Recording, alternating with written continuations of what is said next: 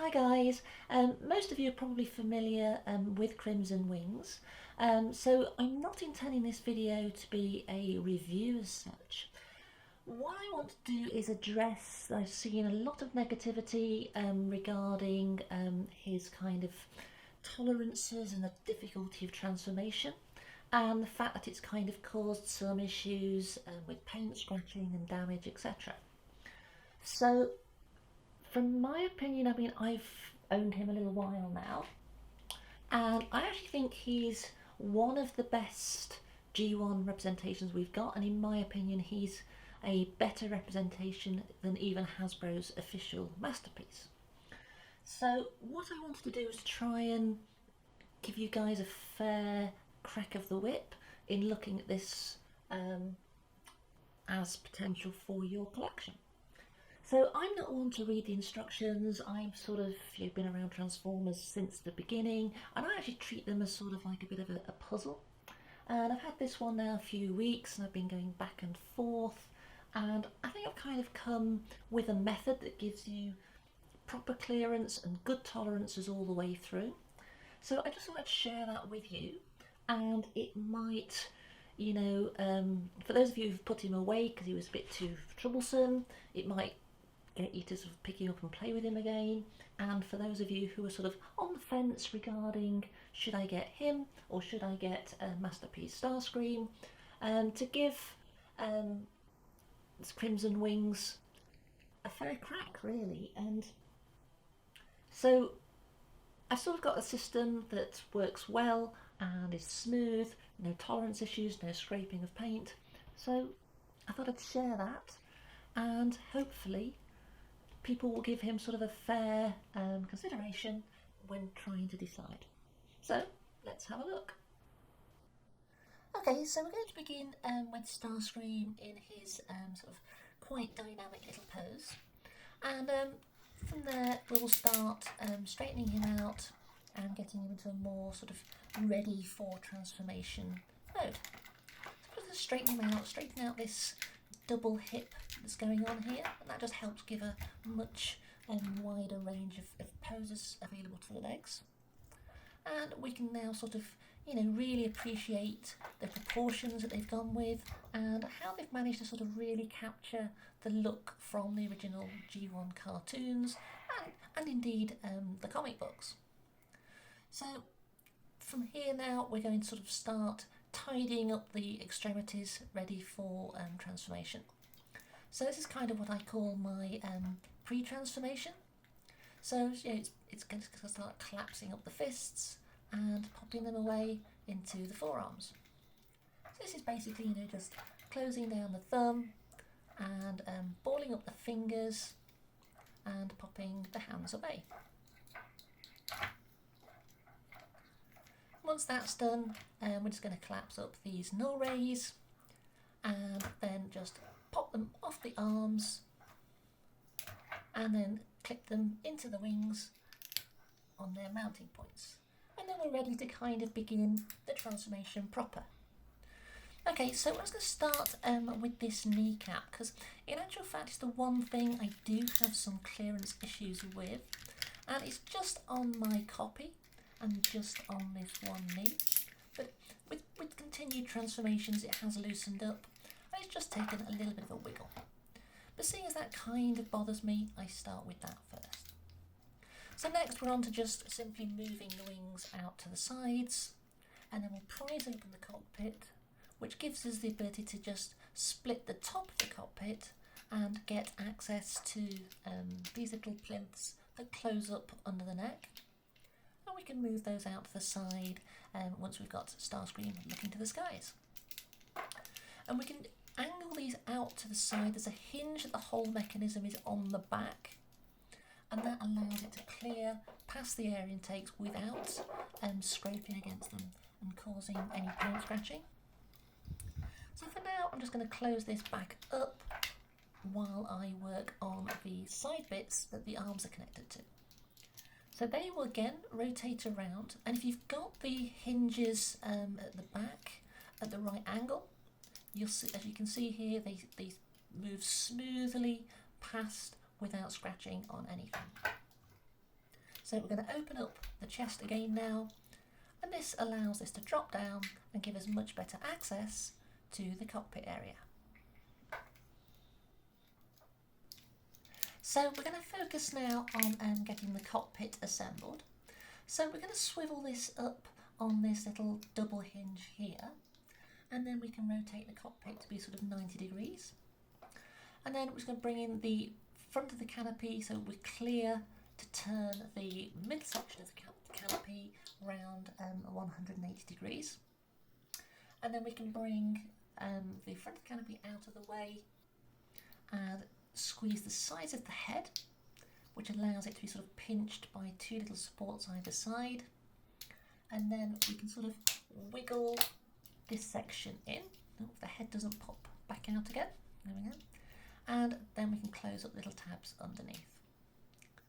So we then focus on the nose cone, and we have to rotate it to 90 degrees to go through the gap at the front, and then you can level it up so that it will go through. So again, we'll rotate it 90 degrees here, then it will fit through the hole and then level it up.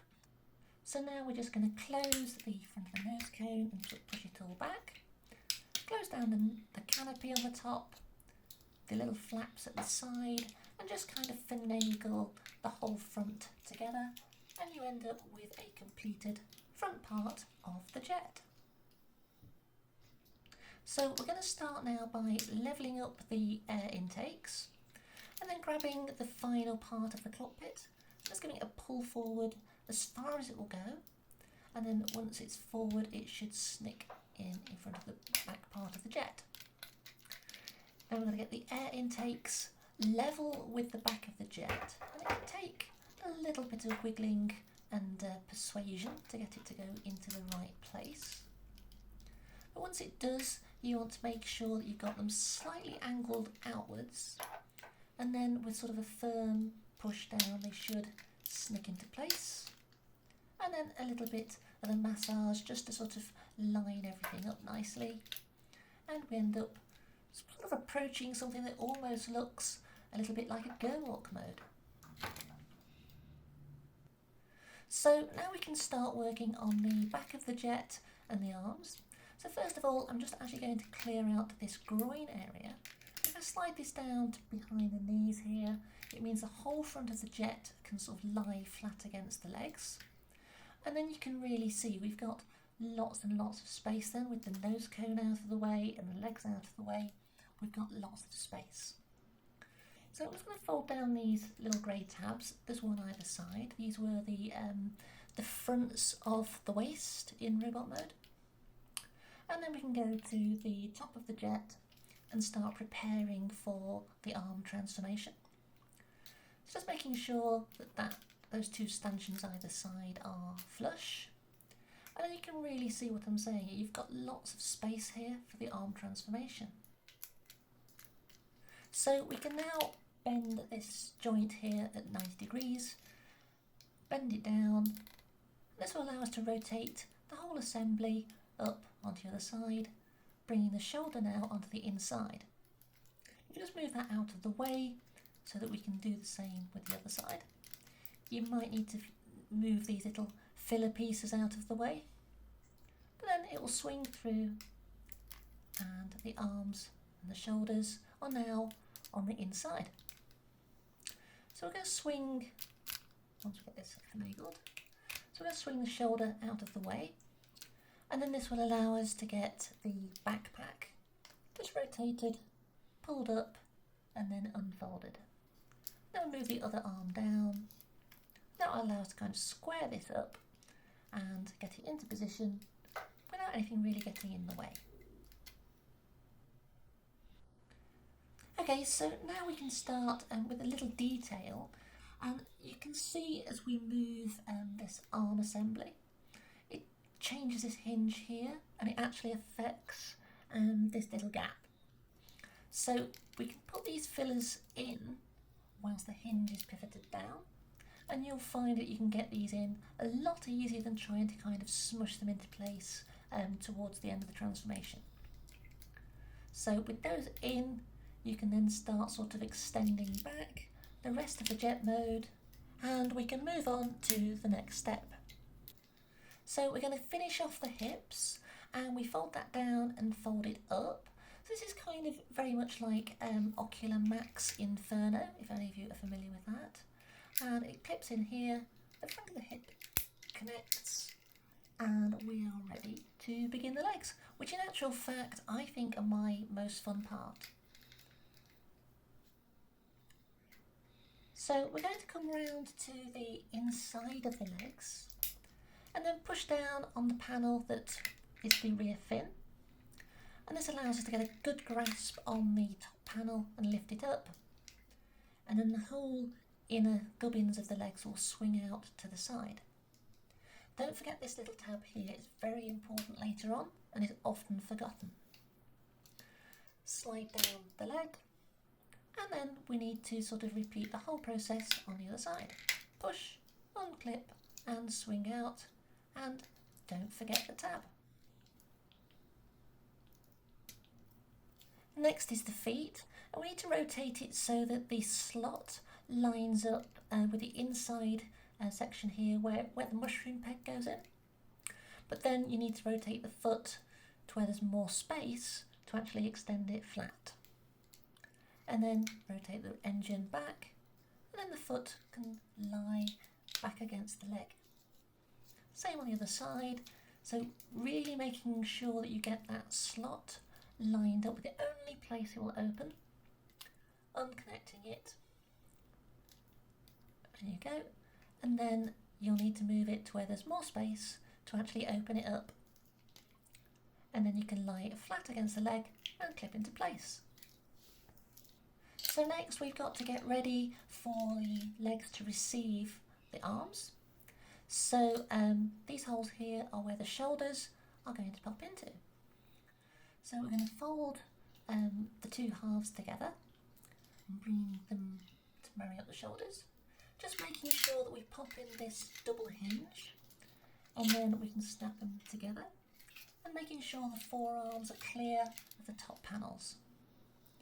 Now we've got to get the shoulders lined up with their holes. Sometimes they go straight in, sometimes you need to do just a little bit of persuasion to get them together.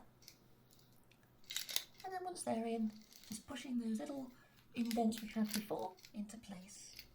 So we can come underneath and we can start to try and close up these chest areas. They may not go fully on the first attempt. You may need to massage some of the panels on top first. So we'll try that. Squidging these in, making sure that knee clip is in place. Give it a good click. And then the tops of the legs, clunk. And then finally that will go into position.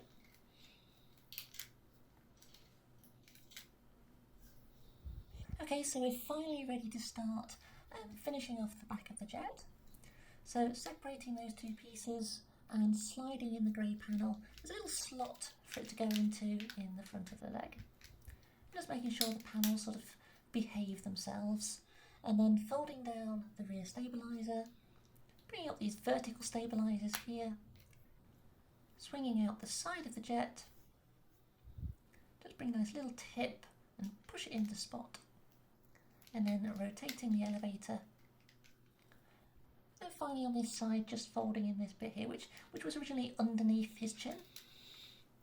So repeat on the other side, separate the two pieces, find its little slot, level out the back piece and drop down the elevator, level out the vertical stabilisers and swing around the side of the jet. Just sort out that little end piece and rotate round the elevator. So now comes the final act of just sort of lining up all the panels and just making sure everything is where it's meant to sit, and then sort of getting the tabs to clip together. And it's actually quite satisfying watching all the panel lines disappear, because as you press and clip it together, you can see it really does come very tightly into a nice jet position. So we bring the wings to clip onto their little side clips. And with them in place, we can start bringing around the ailerons, which will change the wing shape from being sort of Starscream wing shaped into being F-15 wing shaped. And et voila, we have an F-15. So one last bit, if you aren't using a display stand, you might want to dig out the landing gear. So it's opening up the front flap, get a nail in there, and then grab the front wheel. Just closing this panel again. And the rear wheel's a little bit easier. You just lift the kneecap up and then push the wheel through from the other side. And then you can just flip it through. So it's not accurate landing gear, but you know. And then it can sit on my desk. Now this isn't meant to be a review, but you know, it is a gorgeous jet mode, and you know, it does have an opening canopy as well. But you know, this is meant to be focusing on the transformation, so just show you the weapon. So currently it's in its kind of missile mode, but if you crack it open, you can then spin the inner sort of beam around and change it from a missile, close it up, and it looks sort of more like a bomb. This is sort of like the original G1, where you could swap the internal missile over. So I think he makes an awesome F-15 mode. I think that other reviewers have sort of said it's not F-15 accurate, but I'm more toy based anyway. Indeed, one of the things I might change would be to actually make the nose cone blue to kind of fit the G1 toy a little bit more. But the panel lines on this are great. The etchings sort of help cover all the cracks and just make it all fit together really, really well. The detailing is just superb. Okay, so as you can see, he's no one-step flip changer, but you know, we're not getting into the realms of masterpiece, etc. For simplicity. But I understand as well that people get, you know, frustrated with overly complex transformations, but I think for me, and hopefully for some of you guys as well, he hits the sweet spot. He's intricate and involved, but not frustrating. I mean, I've got things like alternators Grimlock stuck in my head as a trauma thing for trying to get those arms sorted out. But I find this guy quite rewarding to transform, and I've had him for a few weeks now, and I've been a constant fiddle with him. In actual fact, about a week after he turned up, this chap arrived as well, and so I've not had a chance to play with him yet because I've been constantly with Crimson Wing Starscream. So hopefully some of you guys will enjoy him as much as I do. Hopefully this video has given you sort of a bit of a thought that he may be worth picking up and having a look at. And for those of you who have him already, perhaps dust him off, get him down and have a little bit of back and forth on the transformation. Hope that's been informative. If I'm new to this, so likes and subscribes and things like that are welcome. And if it's helped you, or indeed if you want sort of, if there's anything else that you think has been got a frustrating transformation, I have quite a large collection, so maybe I have it, maybe I can sort of have sort of another one of these videos going through trying to sort of find a smooth method to approach an otherwise complex transformation. Anyway, I hope that was useful, and I will catch you all another time. See you guys, bye.